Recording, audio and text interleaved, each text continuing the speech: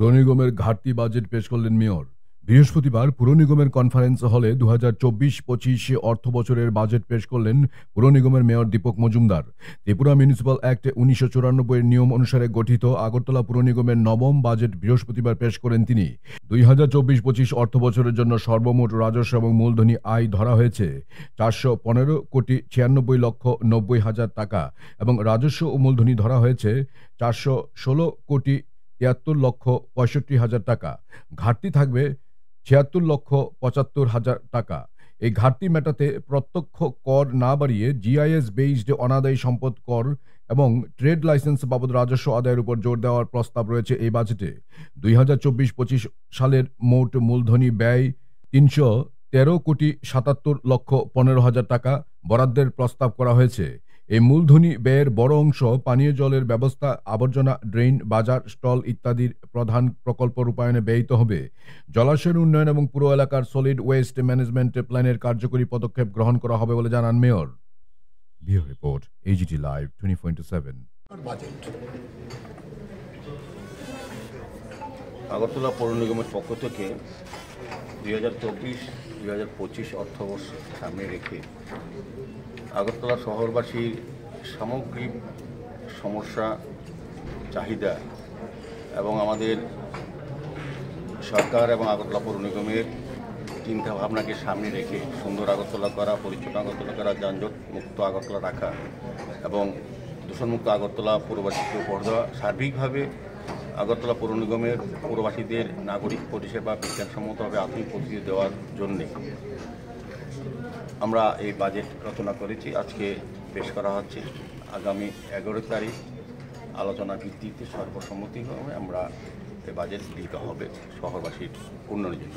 তো মূলত এই বাজেটে বিভিন্ন দিক আমরা সামনে রেখে কাজ করেছি। বিশেষ করে শহরের উন্নয়ন, ড্রেন, রাস্তা, আলোর ব্যবস্থা করা, নিকাশি ব্যবস্থা উন্নত করা, যাতে বৃষ্টি হলে পরে আগরতলা শহরে কিছু কিছু অংশে এখনও কিছু সময় জল থাকে, তা নিকাশি ব্যবস্থা উন্নত করা হচ্ছে, আগরতলা শহরকে আলোকিত করা হচ্ছে এবং এখানে বিভিন্ন বাজার, বিশেষ করে আপাতত 4টি বাজারকে সামনে রেখে আমরা কাজ শুরু করার চিন্তাভাবনা করেছি। দ্বিতীয়ত আমি বলবো, সার্বিকভাবে বিভিন্ন প্রকল্পগুলি যেগুলি গত বছরও কাজ শুরু করেছিলাম, কাজগুলি শেষ করা, নতুনভাবে আমরা আগরতলা শহরে যেহেতু স্মার্ট সিটি, পৌর নিগম এবং নগর দপ্তর এবং পূর্ত আমরা একসঙ্গে কাজ করছি, তো আগরতলা শহরবাসীরও একটা চাহিদা ছিল একটা কফি হাউস করা আধুনিকভাবে, যেটা অন্যান্য বড় বড় সিটির থাকে। আমরা চিলড্রেন্স পার্কে অলরেডি কফি হাউসের প্রস্তাব নিয়ে কাজ শুরু করেছি।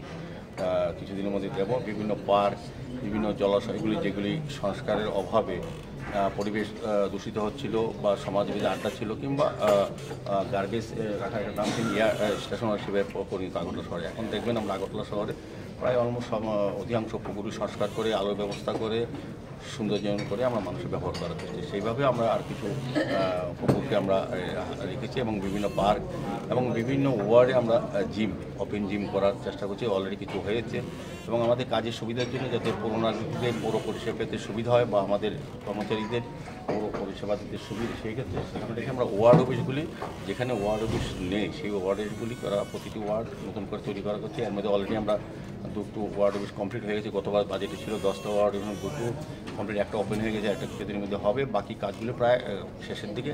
প্রায় যে ওয়ার্ডগুলি আমাদের সরকারি জায়গায় আছে, আমাদের পৌর নিগমের ছিল, সেগুলি আমরা সংস্কার করছি, যেগুলিতে সরকার অভাব ছিল। দীপকদা, পরিশোধিত পানীয় জল একটা মূল সমস্যা এবং মশা উপদ্রব, এই দুটো ক্ষেত্রে কি ত্রাস দিচ্ছেন আপনারা? না, পানীয় জলের ক্ষেত্রে আমি বলবো আগামী 1 বছরের মধ্যে আগরতলা শহরে কিছু কিছু জায়গায় পানীয় জলের কিছুটা সংকট আছে। সেক্ষেত্রে আমরা আমাদের জল বোর্ড, আমাদের DWS এবং আমাদের পৌর নিগম প্রায় 47টা নতুন IRP মডেল, একদম মডার্ন, আমরা প্রায় 24-25টা অলরেডি কমপ্লিট হয়ে গেছে, কিছুটা কাজ চলছে। তো আমার বিশ্বাস এবং ধারণা যে গতিতে কাজ চলছে, আমাদের রাজ্য সরকার এবং পৌর নিগম যৌথভাবে এই কাজটা করছেন, জল বোর্ড সহ। তো সেক্ষেত্রে আগামী কয়েক মাসের মধ্যে অনেক জায়গাতেই জলের ক্রাইসিস কমে যাবে। আর মশার যেটা কথা বললেন, সেক্ষেত্রে আমি বলবো আমাদের দপ্তর থেকে প্রতিনিয়ত, প্রতি মাসে, প্রতি সারা বছরই মশা যাতে বৃদ্ধি না পায়, সেক্ষেত্রে আমাদের কাজ করা হচ্ছে। এরপরও স্পেশাল ড্রাইভ দেওয়া হয় মাঝে মধ্যে, আমাদের রাজ্য স্বাস্থ্য দপ্তর থেকে উদ্যোগ নেওয়া হয়। কিন্তু সবটা বিষয় যেটা আমরা লক্ষ্য করি যে মশার তৈরি যা লার্ভা যে তৈরি হয় সেটা হচ্ছে যদি জল জমে থাকে বা আবর্জনা থাকে, সেক্ষেত্রে আমরা লক্ষ্য করেছি আমাদের সাফাই কর্মচারী বন্ধুরা বা আমাদের আধিকারিকরা প্রতিনিয়ত চেষ্টা করছেন শহরের প্রত্যেকটি নর্দমাকে ক্লিয়ার করা। আমরা ড্রেন সাফাই করে আধুনিক প্রযুক্তি বাইরের থেকে কোম্পানির কিন্তু এবার আমরা কাজ করছি। করার পর দেখা যাচ্ছে কিছু কিছু নাগরিক এই শহরে আমরা সকালবেলা যে ড্রেনটা পরিষ্কার করলাম, একটা সন্ধ্যার পর বা বিকেলবেলা তারা নিজস্ব বাড়িতে যে গার্বেজ জেনারেট হয় সেগুলো এনে ড্রেনে ফেলে দেয়। তো কী হয়, জলটা জমে যায় অনেক ক্ষেত্রে। আমাদের কিছু কিছু কাজ চলছে, যেমন আমরা দেখবেন আকোয়ারা খাল, আগরতলা শহরের মেইন জলের যে নিকাশি ব্যবস্থা সবচেয়ে যে জলটা পাওয়া সেটা আকোয়ারা খাল এবং কালাপানি। আকোয়ারা খালের কাজটা আমরা প্রায় 85% কমপ্লিট হয়ে গেছে, কয়েক মাসের মধ্যে 2-1 মাসের মধ্যে কমপ্লিট হয়েছে বাকি কাজটা। সেক্ষেত্রে হয় অনেক সময় কি জলটা বাদ দিয়ে কাজটা করতে হয়, জলটা জমে থাকবে। সেক্ষেত্রে আমরা আমাদের মনে হয় যে যেটা উপলব্ধি এই ক্ষেত্রে হয়তো কিছুটা মশার তৈরি হয়। সেক্ষেত্রে আমরা এখন বলে দেওয়া হচ্ছে যে যারা এজেন্সি তাদেরকে যে সপ্তাহে 2 দিন বাদ কেটে দিতে হবে, যাতে শহরের জলগুলো কোনো ছোটো ছোটো ড্রেনে না জমে থাকে।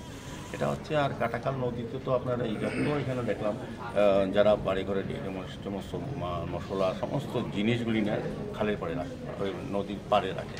একে নদী তো জলের স্রোত নেই, জলের সে ফ্লো নেই, সেক্ষেত্রেও কিছু কিছু মশার উপদ্রব সেটা ভূমিকা নেই। তো সেটা সবাই লক্ষ্য রেখে যাতে পৌরবাসীকে মশার যন্ত্রণা থেকে মুক্ত করা যায়, সে থেকে আগরতলা পৌর নিগম এবার বাজেটে আমরা কিছু কিছু নতুন নতুন মেশিন কেনার ব্যবস্থা করেছি, ফগ মেশিন আরও যাতে বৃদ্ধি করা যায়। আর শহরের নিকাশি ব্যবস্থা যাতে আরও ভালো হয়, যে জায়গায় শহরে কিছু কিছু প্রাণকেন্দ্রে এখনও 1 ঘন্টা 100 ঘন্টা জল থাকে, সেই কারণে আমরা 3টি বাজেটে ধরা আছে 3টি নতুন পাম্প। একটা হচ্ছে শকুন্তলা রোডে হবে, একটা রামনগর 4 নম্বর হবে, একটা সৎসঙ্গ আশ্রমের সামনে হবে।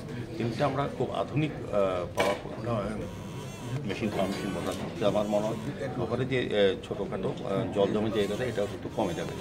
আমার গত বছর আমরা আমাদের পৌর নিগম দায়িত্ব নেওয়ার পর বা আমাদের সরকার আসার পর 2018-তে আমরা কিন্তু আগরতলা পৌরবাসী বিশেষ করে বনমালীপুর, ধলেশ্বর, শিবনগর, জয়নগর, রামনগর নির্মাঞ্চলে যে জল যন্ত্রণা ছিল মানুষের, সেটা কিন্তু আমরা শেষ করতে পেরেছি। এখন কিছু কিছু জায়গায় থাকে, এটাও আমরা চেষ্টা করবো যে এর মধ্যে যাতে আমরা শেষ করতে। স্বাভাবিকভাবে আগরতলা শহরের বিভিন্ন রাস্তা, ড্রেন, নিকাশি ব্যবস্থা আগরতলাকে সুন্দর করা সমস্ত সামগ্রিক চিন্তা ভাবনাকে দেখে আজকের এই বাজেট আমরা পেশ করছি। আগর থেকে আলোচনার ভিত্তিতে আমরা গ্রহণ করব।